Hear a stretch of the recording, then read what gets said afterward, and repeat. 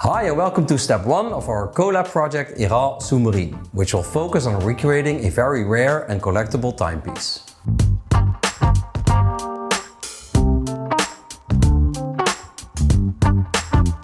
Why this watch matters? Its great looks, perfect proportions and ability make it very collection worthy.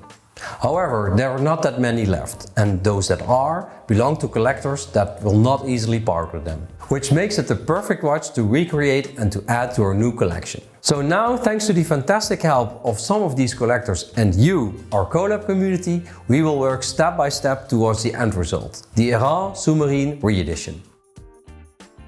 The original Sous-Marine had some interesting features. First, there's the Parmentier crown. A crown cap intended to guarantee watertightness around the crown area.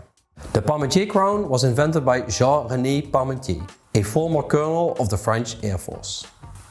The Airain Sous-Marine in this image has the notched version, which allows the movement to be wound by applying the cap flipped over to the crown. Then there are the gold-plated hands, which were present on all of Dodin's diver watches. This was most probably a nod to the early sports watches that clearly influenced these Airain tool watches.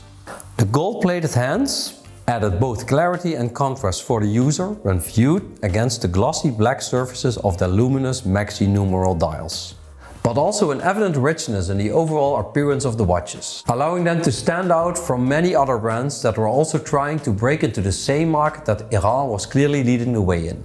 Another detail was the use of a unique sweep second hand. The DNA strand style luminous hand was commonly found on early Anicar diver watches. Later, the sweep second hand was switched to a more common French lollipop style sweep hand, often used on skin diver sports watches of the era.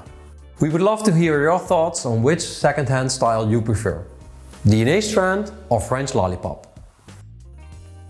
Then there's the big question of this project step: acrylic or sapphire? For our first recreated watch model, the Type 20, the choice was clear for us. We wanted to make the watch as historically accurate as possible.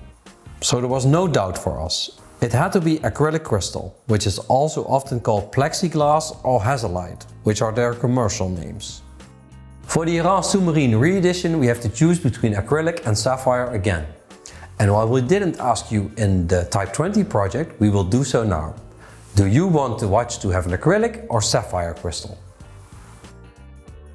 I'm excited to start this new project and recreate the Airain Sous-Marine together with you.